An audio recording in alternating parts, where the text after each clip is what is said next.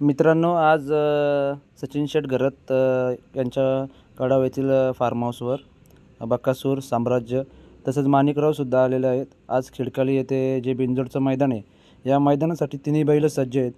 आणि आज नक्कीच बघायला आवडेल की बकासूरसोबत कोण असेल पळताना, आणि साम्राज्यसुद्धा आहे आणि माणिकरावसुद्धा आहे. तर आज घरचा साज दिसेल की काय दिसेल याची आपण मुलाखत घेऊया. रवी शेठ, नमस्कार. नमस्कार.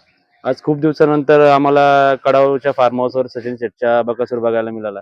काय सांगाल आजच्याबद्दल? नाही, शेठचा परवा दिवशी फोन आलता. मुंबई मधला लाटचा अड्डा आहे मोठा, त्याच्यामुळं बैल पाळवायला लागतोय. मग रात्री आलो इथं. कुठल्या मैदानात तरी आज बैल पाळणार आहे? खिडकाली. खिडकालीला पाळणार आहे. किती वाजता निघाले होते काय?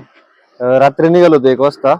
3 वाजता पोहोचलो होतो फार्म हाऊसवर. आणि परत बकासूर आज आलाय. त्या बरेचसे मैदान बैल तिकडे एक नंबर करतोय, पण मुंबईत खूप दिवसानंतर आज बैल आलाय. हा, ते याची कडाव मध्ये शर्यत झाली, त्याच्यानंतर आजच आला डायरेक्ट. म्हणजे खूप दिवसाच्या ब्रेक नंतर आले. कदाचित हा मुंबईचा शेवटचा पण अड्डा असू शकतो, कारण आता पावसाचे दिवस जवळ आले. तर काय सांगाल आजच्या नियोजनाबद्दल? आजचं नियोजन शेठने केलं. 2 शर्यती करायच्या म्हणले.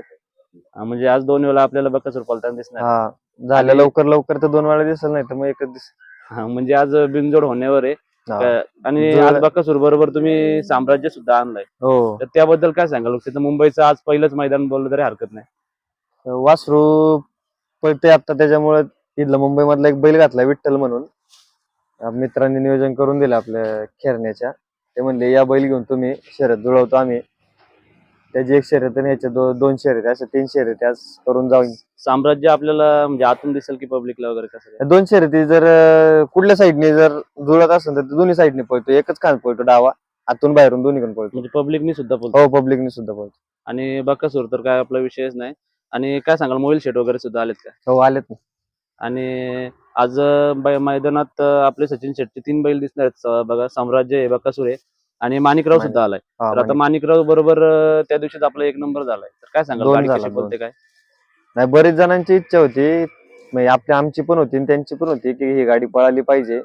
जवळजवळ आज तो पण बैल झाला वर्षभर नावावर रूपात आहे. आपला पण नावावर रूपात होता, पण कधी योग नाही जुळून आला. पण सचिन शेठने नियोजन केलं, मामांनी त्यांनी, आणि सचिन शेठच्या घरचा साज पळाला. त्या दिवशी 2 नंबर केला. खडणी थोडं माणिक पडल्यामुळं 2 झाला, नाही तर थोडं कडणी असल्यामुळं ते झालं. पण आनंद आहे त्यात. म्हणजे खूप दिवसानंतर घरचं साज पळवायची जी इच्छा होती ती पूर्ण झाली. हा, पूर्ण आली. आणि मामा वगैरे काय मैदानाला आज येणार आहेत काय? नाही, त्यांना ते मशीन मुळे येता येत नाही. म्हणजे आज तुम्हीच आहेत. हो. आणि आज बैल आपला नक्कीच गुलाल करेल आणि आपलं नाव जे आहे ते नाव असंच लौकिक करेल मुंबईत. आणि कसं असतं की ह्याचा जो फॅन बेस आहे तो खूप मोठा आहे. हो. आणि त्याच्यासाठी मुंबईमध्ये इतकी लोक आतुरलेली असतात की आज जरी समजलं असतं लोकांना की इथं सचिन शेठच्या बंगल्यावर जर बैल आलाय, तर तुम्हाला इतकी गर्दी झाली असती की काही वेगळं सांगायची गरज नाही. त्याच्यामुळे फॅन बद्दल? फॅन फॅमिली लय मोठी आहे त्याची, पण आपल्याला वाटतं बैलाला थोडा आराम भेटला पाहिजे. त्याच्यामुळे रात्री आम्ही थोडं लेट भरला. 1 वाजता बैल भरला.